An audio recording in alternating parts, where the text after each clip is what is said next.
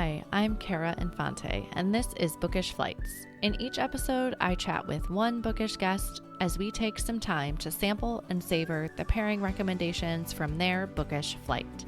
We hope to give you suggestions to cultivate your TBR list and nurture your leisure time through books.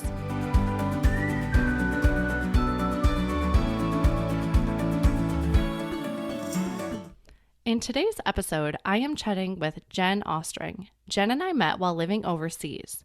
I recently reached out to her because I knew her and her husband have their own business called Helmworks Custom Creations, which I'll add the website onto our show notes. They do basic engravings to custom wood designs, and their work is amazing. Just wait until I debut the first ever swag for the show, a Bookish Flights coffee mug. In our email exchanges, we started fangirling over books, and Jen has so graciously provided us with an awesome book flight today on the healing and community of combat veterans. This is such an important topic, so I feel honored to have her on the show today. Welcome to the show, Jen. Thanks so much, Kara. I'm so excited to be here with you chatting books. Don't we just love doing that, right? Yeah, one of my favorite things for sure. Yes, well, yay. I'm so glad you happened to mention that in an email, and I picked up right on that. I'm like, you should come on the show and talk books. Always happy to talk books. Yes, well, let's start with a little bit about who you are. I am a military spouse, first and foremost, and a mom to two boys. My husband is in the Navy. And we are currently living in California, but we have definitely been all over the place, including overseas, which is where I met you, Kara. Yeah, we seem to be following each other a little bit. Oh, right? We started a business while we were overseas, and we started it in a shed in the backyard because obviously we're living in military housing and small close quarters, as you know. And we essentially do laser engraving and custom woodworking. So a lot of military plaques and display pieces and swag. And I do the cups like what we did for you, which I'm really excited for you to have some swag for your new podcast. That's so fun. Yes, thank you so much. I know my husband has already picked up on he's trying to brainstorm what he could do for his department. So he may hit you up. Excellent. We did. I mean, that is definitely my primary is military swag. Somebody recently said if you don't have swag, the duty station didn't actually happen, right? And I was like, oh, okay, all right, I get it now. Because I'm like, man, these guys really like their swag for every single duty station. It's so funny. We've ended up with a lot of wall art as well. I'm like, babe, you are going to need an entire room to put all your military stuff in when we finally retire and stop moving, because he collects a giant piece of wall art everywhere we go. Yes, it's so true. And this is what I am making. All of these giant pieces of wall art to add to your home. You're welcome. Well, they are beautiful though. And like I said, I want to display them. Right now we have a pretty cool garage gym set up. So we have it all out there because we don't have a ton of wall space. It's we live in an open concept house, which is great, but you lose a lot of wall space. So, but right now we've got the American flag hanging out there, and then we've got all his swag. So we have it up in the house. It just is in the garage, but we use the garage gym a lot. So yeah. And we don't know where all of Josh's swag is. I think it must be in his office because I'm where is this? Where is that? I don't know where any of it is. So I'm like, oh gosh, we're going to have so much to put in a house at some point in time when he doesn't have an actual office.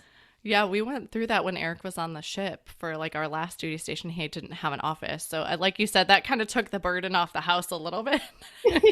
But he, when he was on the ship for the last rounds, it was okay, we have nowhere to put this. He didn't have anywhere. But I love it. It's super cool. And like you said, I think it's also, even for me, having been along this journey with him since he joined, it's a nice memento for me to remember where we've been too. Because a lot of times they're characteristic to the places we've lived. Yeah. Hawaii, we got a paddle, for the outrigger canoe. And And so it does have like bring back a special memory of each place. So Yeah, for sure. Well, to all the spouses having the same issue, you're welcome. Or I'm yes, sorry, one of the two.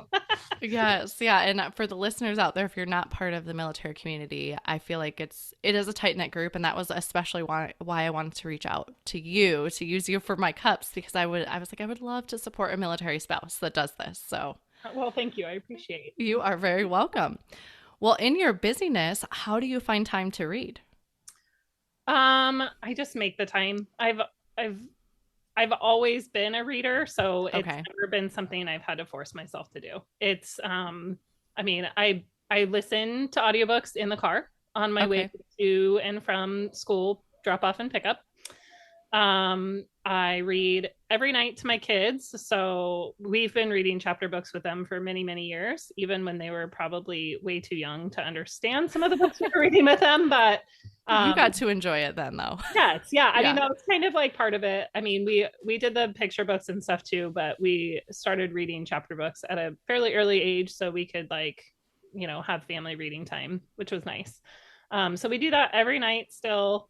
And then after that, when they're like falling asleep, I lay there and read for a little bit too. So, and then I always have a book on my phone for just out and about, like if I'm waiting for them to be done with sports or waiting for them to come out of school. Like anytime I'm waiting for anything, I've got a book on my phone. So Yeah, I kind of got called out a little bit last night. I took my son to jujitsu and I brought my book because my husband stayed home with the kids, so I didn't have to take them, which doesn't always happen. So I was like, yeah, I'm going to bring my book and I'm going to sit here again, trying to be mindful of like not scrolling on my phone. But my son was like, did you watch me at practice, mommy? And I did like poke my head up and I would kind of see, and then they would go drill. So I'm like, okay, you're drilling right now. But he's like, well, I saw you reading your book a lot. yeah, It's like, well, I did poke my head up. I did see this and I did see that. Like I did, I think you just in the moments that I was looking, he was not seeing that I was observing. yeah, yeah. No, my kids have definitely said the same thing. Were you watching? Not really. I was actually reading my book. Yep. Yeah. I know. And I'm at a really good part in this book too. So I'm like, okay, if I can take the burden off, like reading it now to find out what happens, I won't have to stay up till midnight to figure out what happens. So, Yeah, yeah. so that's really funny. Um, what type of books do you normally like to read? I'm all over the place, honestly. One of my big types of books is historical fiction. I know you've mentioned that you love historical fiction also. Yeah. Um, I previously never read any fantasy books until I had a friend who she's actually an author herself. And she asked me if I could read one of her books for her that she had just finished writing. And it was fantasy, and I enjoyed the heck out of it. And so I said, okay, what else do you have for me in the fantasy realm? Because I've never read that kind of stuff before. So then she started pushing more fantasy books toward me. So Yay. I got into that quite a bit. Oh, I haven't read any fantasy in a while, but I had like a period of time where I was reading like a ton of fantasy. I Um, feel like that's the book I was reading last night. So here's progress, right? I started the show because I really wanted to read the fantasy genre, but I didn't even know where to start. So I was like, yeah, hey, my friend Ashley that came on, I was like, Ashley, talk to me about fantasy because I want to try it. And that's the book I couldn't put down at jujitsu last night. oh, yeah. No, So it really caught me by surprise also. I kind of had always been like, I'm not into that. I'm not into that. And so it just took like me doing a favor for a friend to be like, oh, maybe I am into that. Like, oh, that's kind of like I really enjoy this. So yeah. So and yeah. then I read, I mean, just your basic like mystery novels. I love Agatha Christie style, like just really simple mysteries, and sometimes the thrillers too, like the more like intense mysteries that are Yeah. more like thrillers. And because we're talking about nonfiction today, I do read nonfiction. I try to mix that into my fiction because they are like more intense reads that you have to like be a little more like mentally there to like focus. So I try and mix it into my fiction. I Yeah, feel you on that. yeah, yeah, yeah. So that's why I usually have a morning and a night read because I'm like, I Yeah, cannot one take whatever takes more mental capacity is in the morning. yeah, for sure, for sure. So, well, great. Well, I feel like that's a great segue into your book flight today. And this is going to be on combat veterans. So I'm very excited about this because I haven't read any of these books, but it is such an important topic. So I can't wait to hear. So, why don't you tell us about our first book we'll be sampling today? Sure. The first book I wanted to talk about is called The Honor Was Mine. Um, the author's name is Elizabeth Heaney. She is a licensed professional counselor. Um, so she worked in private practice for like 30 years and hadn't ever really come across military veterans or military families at all. So she had really no prior contact with that community. She wasn't a military kid. She didn't have it in her like family at all. So she kind of uprooted her life at one point and decided to join a counseling program through the Department of Defense and went to work with combat veterans, both them and their families, before deployment and post deployment. Um, Wow. Did something happen in her life that she wanted to like uproot it or? She kind of had this like series. I think it was like a year or 2 years where she just had like one thing after another like hitting her. Okay. And I think it was just like a series of negative things where she just really felt like she needed a change and she was ready for a change. And she had like a fellow colleague who had reached out to her previously about the program, saying like, hey, we could really use you. And she denied it at that point. But I think once everything kind of like shuttled her into this moment, she like took it and ran with it. Okay, because it seems like such a, like for someone that's not involved, ever having been involved with the community, it seems like a big, Yeah, dramatic change to do that. a huge change. Also, what like one thing with the program is she didn't like move to one base and stay at that one base for a really long time. She would go on an assignment to a base and be there for like 3 or 4 months and then move to another base. Wow. So with like counseling, you establish a relationship with your client, and it's usually over like months and months and months and months, and you're working with those clients through like multiple issues over long periods of time. And so that aspect of it was a really, really big change for her. Being like there for only a few months, getting to know people, working with them in a completely different capacity. And I mean, you know how it is, like civilian versus military world, like drastically different. So Sure. working in a completely new environment was really like jarring, and all the like she talks a lot about all the challenges that come with that change, both the pros and the cons. Sure. It was definitely through her book she talks about like the just profound experience that it was, um and how that like has completely shaped her. Like she's back in private practice now, but how that has like shaped her moving forward as a counselor in private practice. um so she was very much like solution focused with the soldiers, and that's not what she had ever done in private practice, and that was one thing she really focused on in the book, was that challenge and not being able to do enough essentially. um Yeah. you know so it's kind of the story is really like a memoir, so to speak, but it's just woven through all these other stories of combat veterans and the challenges of deploying and coming home, and their families also, because she worked with families as well and she worked with civilians as well. So it was really like bite-sized stories. So the stories in there are really short. Um, Okay. and I mean the book's not too terribly long, so it's a really like easy read with it being such small stories throughout the book. Um, but definitely definitely emotional. Like there are some really like gut wrenching, heart wrenching stories in there. And I feel like tears already pricking my eyes a little bit, and I've never even read it, but like I obviously we've been there, so Yeah, it yeah. is, yeah. So I think, I mean, I think definitely for like military spouses, it's very much a read where you connect with it because you're a military spouse. Even if you've never experienced, like, if your spouse has never experienced like combat directly, like boots on the ground combat, Hmm. you've seen it around you, you've experienced it with, friends, spouses, or distant. My husband did deploy to Iraq, boots on the ground, but it was before we were together.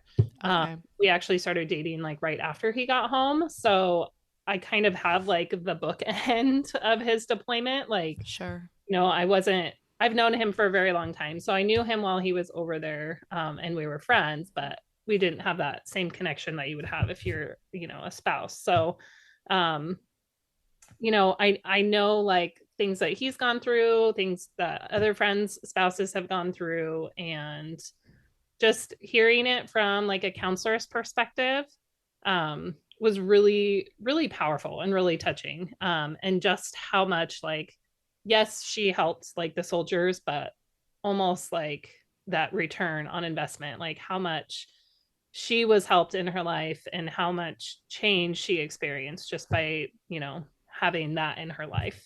Yeah. Yeah, I think the empathy that could bring, and I'm imagining that's where her title of her book comes from as well. The honor is mine. Yeah, yeah, So, definitely. oh well, that sounds really great. I'm gonna have to pick that one up. I'm like trying to think ahead. I'm like, I don't think I have a nonfiction read up ahead, so that might be coming out here soon. Yeah. So, do you have anything else you want to add for that one?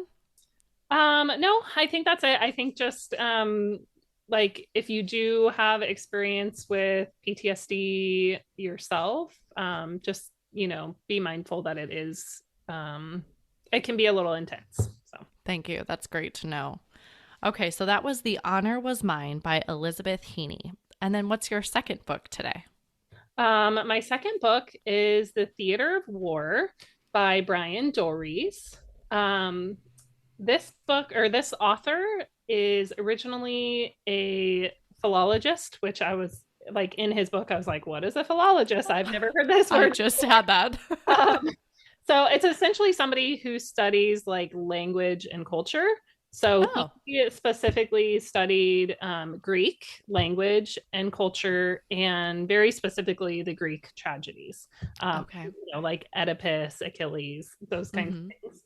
Um, he did this in college, and through like personal, things that happened to him in his personal life, he kind of stumbled across the like reasoning behind not just the writing of the Greek tragedies, but why they would perform them to audiences. um Interesting. yeah, and he kind of took that idea. So essentially he posits that um these Greek tragedies were written and performed in order to provide like a healing community when something was going on. So, primarily war. That is the time of like great wars, right? Yes. Yeah. So, um, they would bring, their warriors into these big amphitheaters and perform these tragedies. And it was kind of this like community based healing. So, a place for them Wow. to connect with other people who are going through the same thing. And same thing, like the spouses were there too. And a lot of these tragedies are, some of the spouses are actually like really the main characters, even though maybe they're not seen that way up front. Like when you really dig into them, like some of the spouses, like their stories are really forefront. Um, Wow. I was not thinking this based off the title of the book. I'll be honest. Like I yeah, wasn't thinking it was perform. I was thinking actually like theater of war, meaning like a picture of what it was like in Iraq. Like right, calling that the theater of war. I was totally so let me tell you how I stumbled across this book, because okay. so I have a friend whose husband deployed to Afghanistan, and he was not he's in public affairs, so he was not really like I guess, trained mentally, like maybe some of the like SEALs or Army specialists might be, right? Sure. So the deployment for him was incredibly difficult. And I think also rewarding. Like, I think there was a lot of reward to Sure. it too. So when he came home, he struggled quite a bit, and so did his wife. And she was currently at that time working for the USO.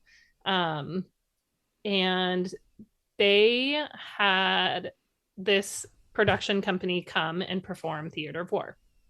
And Hmm. she got to be a panelist at the Theater of War. So she told me about it, and I thought, wow, that's a really cool organization. And I started looking into it and was like, oh, this guy wrote a book like about it. So of course, I'm Yeah. like, okay, I got to read it.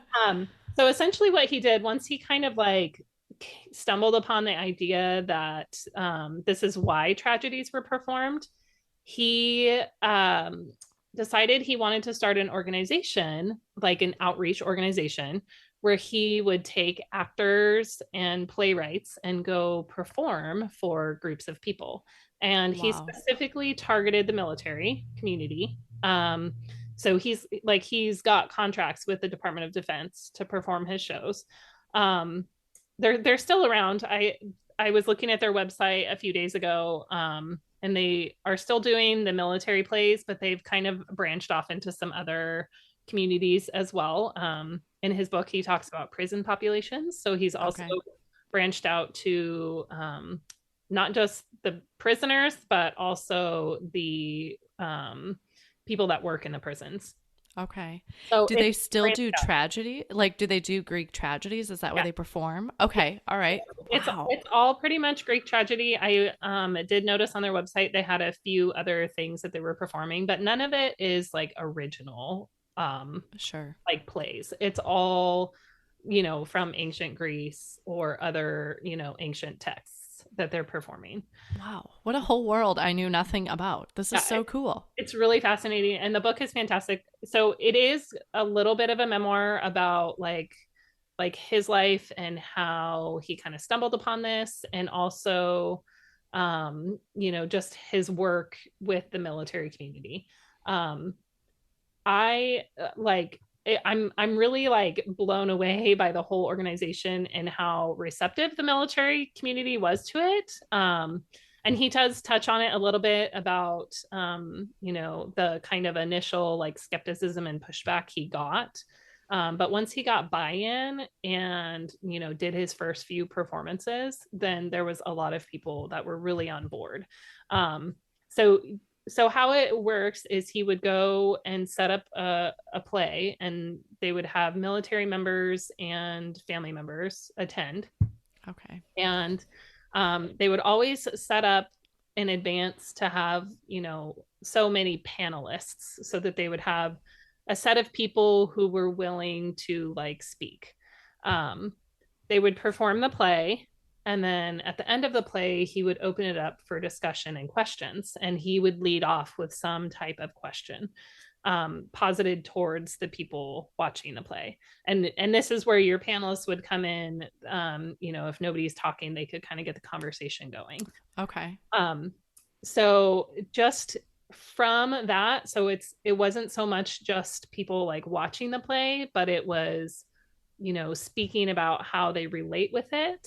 And he really observed, and so did the military. They really observed the like catharsis that it provided to service members who were either returning from a deployment, or struggling with PTSD, or their families were struggling with deployments, and all the pieces that go along with just being at war.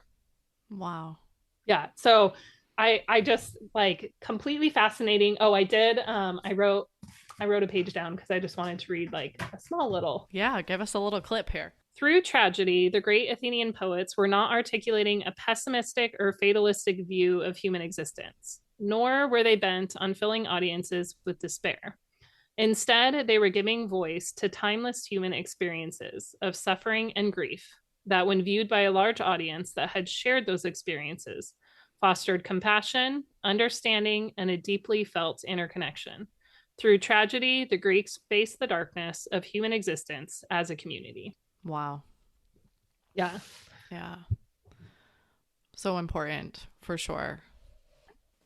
So the book is really, really interesting. At the beginning, I did like both times that I've read it, I had to slog through the beginning a little bit because it was very like collegiate about Greek tragedies. And I was like, oh, I don't know if I'm going to like this. But then he started talking about his own story, and you kind of get more of like the stories of soldiers he's interacted with mixed in there. And it really started like zipping along after that.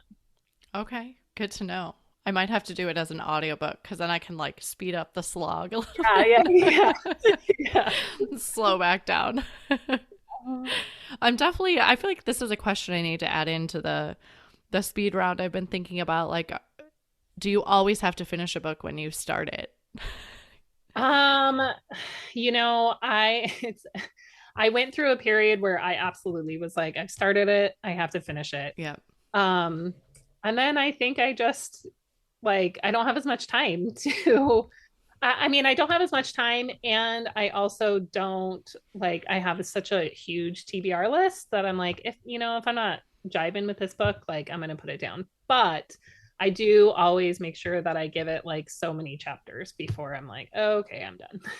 Yeah, that's what I was thinking because I'm like, at least in your case, right, with this book, you might have put it down, but at least you stuck through and it ended up being this beautiful story. So, And I uh, definitely, if it's a book that somebody has given me, I always finish it because I'm like, I can't tell them I didn't like it if I didn't actually finish it. So, absolutely right. I know I need to think I like start a journal of people that have recommended me books now that I've started doing this, which I love because this is the type of recommendations I want, right? Is a trusted source telling me what books to read. But I need to write down like in a journal who recommended what because I want to be able to go back to them and be like, I loved that book or it really worked for me or give them some feedback. And so, but like, my brain isn't always the best at remembering. So I need to get like a little way to like process, have written down of who recommended what. So if I don't get to it for 6 months, I still remember that, so and so recommended it. that's a good idea. I've never thought about doing that before. I've tried because I feel like I always like when people come back to me and be like, "Oh, I loved that Yeah. book you recommended," right? And you can have like your own little mini book club discussion. So I try. Okay, well, do you have anything else you want to add about that one? Nope, that's it. Okay, so that was The Theater of War by Brian Dowries. Yeah. Okay. All right. So, and then what is your last pairing for the book flight today? Okay. The last pairing is called Tribe on Homecoming and Belonging. It's by Sebastian Junger, and I may have mispronounced his last name because it's spelled with a J, but I'm assuming it's pronounced with a Y. Yeah. So he is a journalist and a writer and a documentary filmmaker. His most notable book is The Perfect Storm, which you've probably seen the movie with Mark Wahlberg and Yep. George Clooney. Mm-hmm. So when I was looking into him, because I didn't really know a lot about him other than just that he did journalism during the war, I found out that a lot of his life's like journalistic work has been focused on dangerous jobs, which I thought Hmm. was really interesting, like firefighters and the perfect storm. It's about like the Coast Guard, I think, right? Correct? It's been so long since I've seen It's it. been a Back really to my memory issue. Like, I don't know. yeah. Um, so he spent almost 10 years covering the war in Afghanistan. Wow.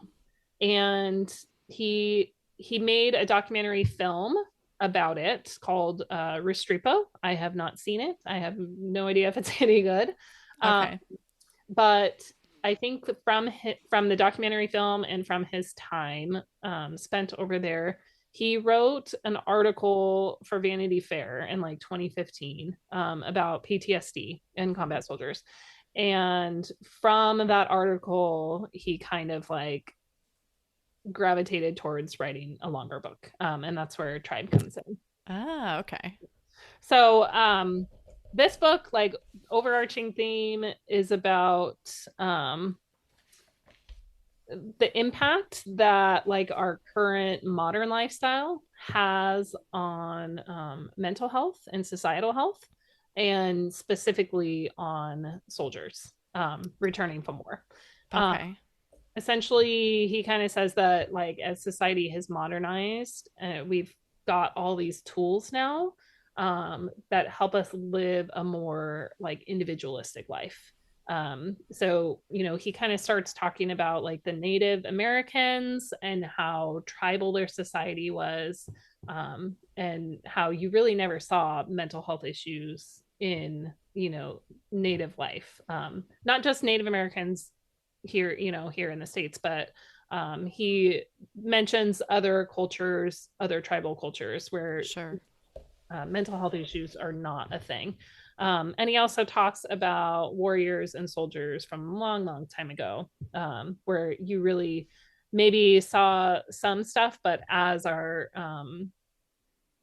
lifestyle has modernized, like the mental health issues in soldiers has gotten significantly worse. So he doesn't so much think that PTSD is a problem with the soldiers so much as it is with them returning to like a non-tribal society. Um, I could see that. yeah. So, Yeah. one of the things I really really like about this book is that um, it's not just his thoughts or what he's seen. He like the back of the book has so many like reference source notes. So Hmm. he's done his research. It's not just what he's personally seen. Um, and he really really like illustrates all of his points by talking about multiple things throughout history. Like I said, the Native Americans, he talks about disasters that have happened, like in our country and other countries, and how, those disasters like really bring people together. And why is that? And, what impact that has on people, and how sometimes you'll get soldiers who say like, man, it was such a good time over there, and you just wonder like, you were at war, how can it be a good time over there? But the reality is, soldiers function in particular when they're on a deployment in such a like close knit tight community, Hmm. that when they come back and they're kind of ripped away from that community, it causes a lot more harm than there would be if they Yeah. were not as pulled away from that community. I really really really like this book because I think you've probably noticed this too. Like the military community is a lot more tight knit than the civilian world. I Hmm. feel like we do a really good job of like reaching out to each other and building bonds with people really quickly. Yeah. Like, oh, I just met you. Can I put you as my like school reference? Like, will you You're pick my up emergency my yeah, contact. Yeah. yeah. So I think like our community focus as military members is a lot stronger than the normal world, and we continue to like modernize and get these tools that like pull us further and further away from group contact. We our kind of circles keep getting like smaller and smaller and smaller. um uh it sounds like kind of a negative book. So I don't want to put it that way. I think Sure. like as he kind of progresses through this, he offers like kind of hope that we're a social people, and that if we continue to like reach out to each other, there can be a lot of like healing, and just spreading that healing and spreading that hope to others just by reaching out is such an easy way to heal, like not just PTSD but other mental health issues like within our Sure. society. Does he give like solutions as well within the book, or is it more kind of detailing what he's seen where he, or researched, has caused this? I think that the solutions are more like underlying. I Okay. don't think he doesn't really come out and like directly state like this is what we should do. It's more just his observations of, when soldiers return and if they're more connected with community, they do better. They fare better, with mental health issues. And the same goes for family members who stay connected on the home front when their service members are deployed fare better. Yeah. So it's more like undercurrent on what he's talking about, than like specifically coming out and stating like we should be doing X, Y, and Z. Yeah. It had me thinking as you were talking about it, about how, as you know, you hear, oh, it takes a village to raise your children. And I think as military families, we don't always have that, right? Like we're taken away from our families, right? From our like comfort zone and everybody we've known in our life. But what I've noticed as we've moved around is when we've been in like these overseas commands, I feel like we almost get that tribe, right? Like everyone that you're meeting, you're all in the same situation. Your family's not there. You're not going home for holidays. You're not, they're not coming in for birthdays. Like you just become each other's family. And I'll say that my friends I made while we lived in Sicily, I still talk to them every single day. Like we have a group text that goes every single day, where other duty stations where we've lived in the continental US, no knock on other people, but they have their families. Maybe we move to an area and we meet locals there. Well, they have their families there. They have other things, and we become friends, but it was not the same as that. So now I am feeling like I'm kind of chasing the perpetual unicorn a little bit, of like trying to recreate the same Yeah. friend group. It's been really a challenge since we've left. I feel like Sicily was such a beautiful place in that, in like our community that we had, and now it's different, right? So I could totally relate as not being a military, member myself, but being the family member, and how I felt as we've moved, and how community makes such a difference. Yeah, 100%. And people are always like, "Oh, how do you like this place?" or "How do you like that place?" And I like my answer always, almost always, like I'm always reflecting on like the people. Like, Yep. well, the place was fine, but like the people I met there were amazing, and Yeah. like, It will make or break it for sure, right? 100%. And I definitely like, because I know you're in San Diego, like when we first moved to San Diego many years ago, San Diego's a big city, and Yeah. I hadn't ever lived in like a really big city before, and it was like culture shock almost, because like the neighbors didn't say hi, and that I was there for 2 years without like making a friend. Like I met people here and there, but everybody was just so busy with their lives and their, like you said, their families, that Mm-hmm. I didn't have like any really strong connections. And I struggled. And then we ended up moving, and I ended up like finding my tribe. And the rest of my time there, like I will never forget. And it's the same thing. Those are friends that I like still talk to on a regular basis. And like those bonds are really, really, really strong. Yeah. And I think, like you said, I think we all kind of get that too, the fast friendships. I remember when we lived in Washington last year, my college roommate happened to live in Seattle as well. So they came out and stayed with us for the weekend. And they came with us, like one of Eric's coworkers was having a 4th of July party. And we had asked, like, hey, our friends are staying for the weekend. Do you mind if they come too? And they said, absolutely not. No big deal. So we all went to this bonfire for 4th of July. And my friend is even from, like, we happen to be from hometowns very close to one another in the Midwest. Um, but I remember after we left the bonfire, they're like, everyone was so nice. So, first off, caveat, Seattle really has this thing called the Seattle freeze. And I don't know what it is, but they're not the friendliest people in the world. Yeah. But secondly, I'm like, well, I think that's because they're all in the military. So you all have to Yeah. make friends really fast. Like there's no like, okay, like we like each other, let's hang out. Again, be my kid's contact at school. Like I don't have the time because we Yeah. might only be together for the next 6 or 9 months, and then you're leaving or I'm leaving. Yeah. Yeah. So it's it's like, Yeah. yeah, it could be two sides of the coin there, but I know. I was talking to my friend about this because she lives in my hometown, and we met like later on in adulthood. So her being like new to the town and it being a small town, everybody like kind of already had their solidified friends and family there. And she said it's so hard. Everybody's so clicky.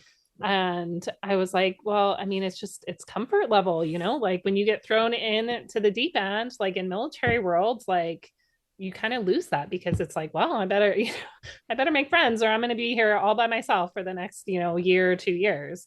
So yeah, yeah. I think you're right. That like speed and just being in a position of discomfort, like, oh, oh, I don't really like this, not having like community and having like, people to lean on. Yeah, and like you said, you probably find those people feeling similar, right? So it allows that connection to be made a lot easier because you're all kind of in the same boat. Yeah. Yeah.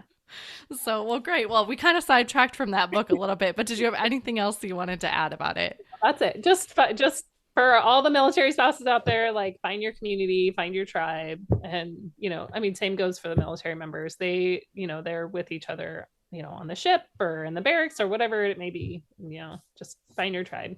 Yeah, it's worth your time and energy because I feel like that could be, in like the throes of having little babies. I'm like, oh man, do I really Yes. have the energy to do this? But it ended up being so worth it every single time. And again, for my sanity, I tell Eric, don't ever ask me if I like a duty station until we've been there 6 months. And I think part of that is having, not only do I not need like map, I was going to say MapQuest. Oh my gosh, I'm aging myself, but I don't need to have Google Maps on everywhere I drive.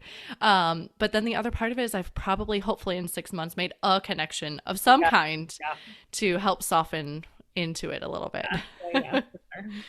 So, all right. Well, let's close out with I'll recap the books here and then we'll do our speed round. So, the first book we had was The Honor Was Mine by Elizabeth Heaney.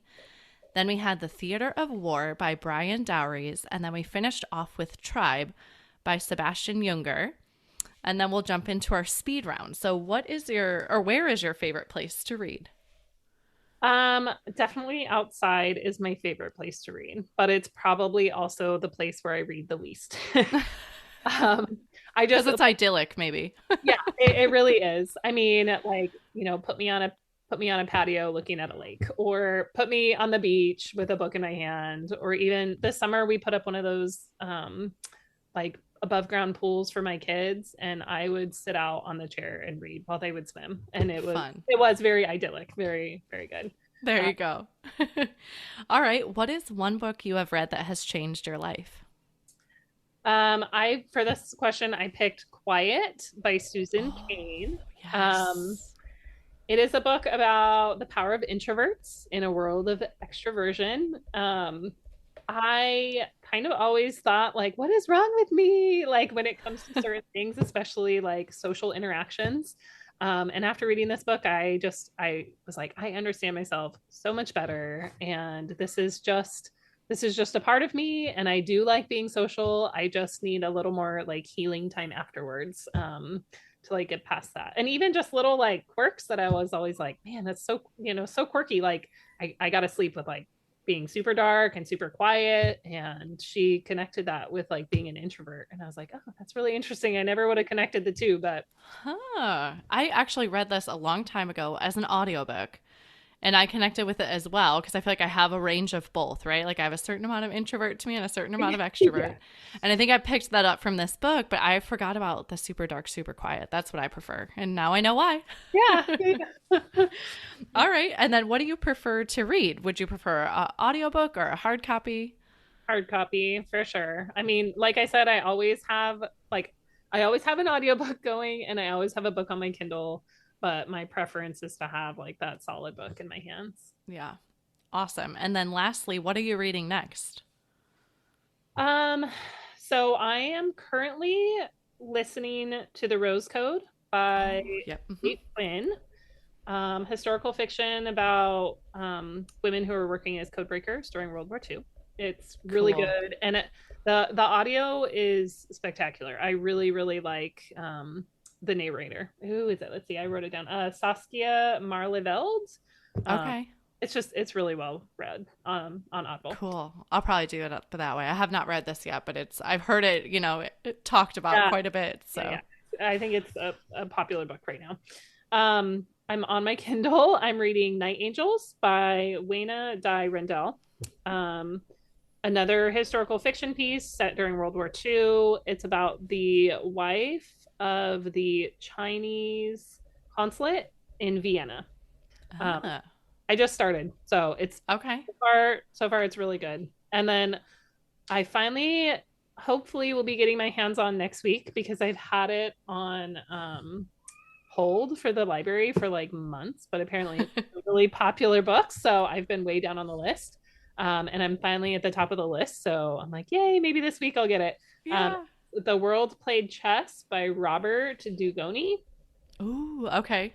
It is a coming of age novel about a man who worked alongside two Vietnam vets during like his post high school years and like how it shaped his life. So Oh, cool. My mom has it's not this book, but she's recommended Robert Dugoni to me as well, and I can't remember what the book of it is, but yeah, he's got a few that are like pretty popular. yeah, yeah. So, well, I'll have to keep that in mind when I go to add it, that it might be a long wait to get it. I actually just finished, and I just posted about it on the Bookish Flights page.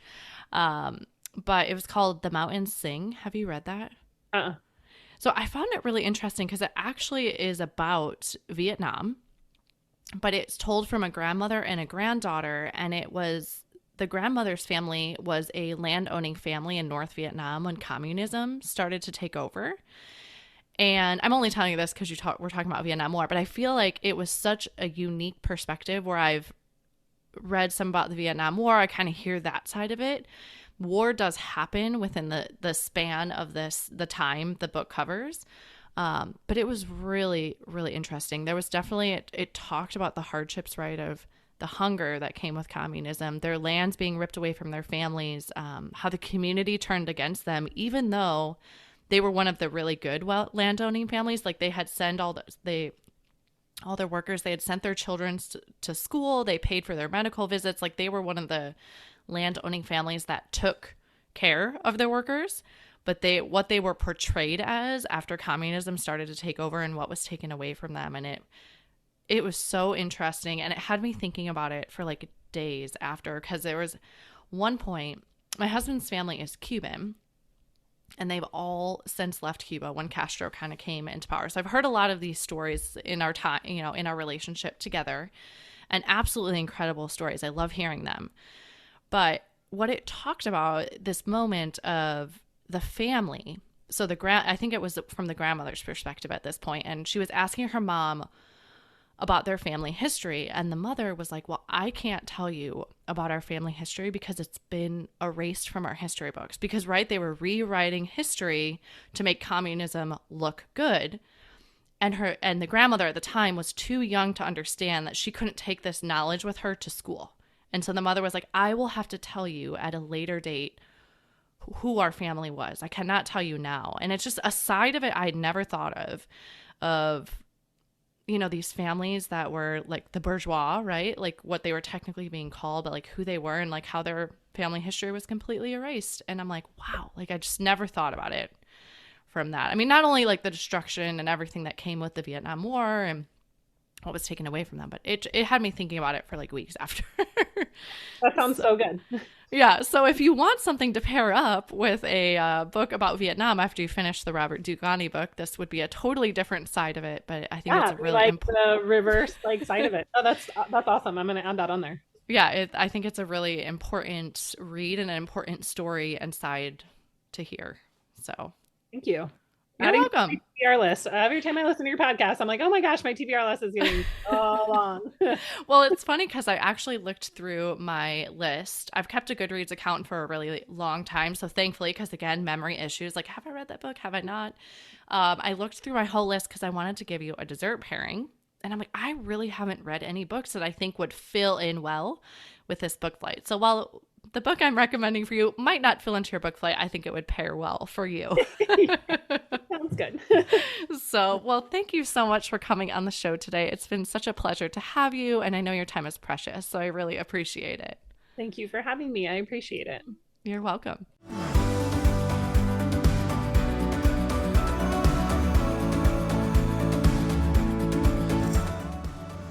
Thank you so much for listening to Jen Austring and I in our chat today about her book flight of Healing and Community for Combat Veterans. We'd love to hear what other books you might pair with this book flight at bookishflights.com. That is also where you can find more information on today's flight and any other books that we talked about today. I want to inspire a community of readers. So whenever you share a post about what you are reading or what you are picking up next, especially if you have heard about the book on the show, please tag us. Follow us on Facebook or Instagram at Bookish Flights. This is a brand new show, so if you enjoyed it, please head over to Apple Podcasts and give the show a review. Your review not only helps me, but it also helps the show reach others. Make sure you are subscribed on Apple Podcasts or Spotify to make sure that you will not miss an episode. That's it for this episode. Thank you so much for listening. As Emma Thompson said, I think books are like people in the sense that they'll turn up in your life when you most need them. Cheers to you, dear readers. Until next time.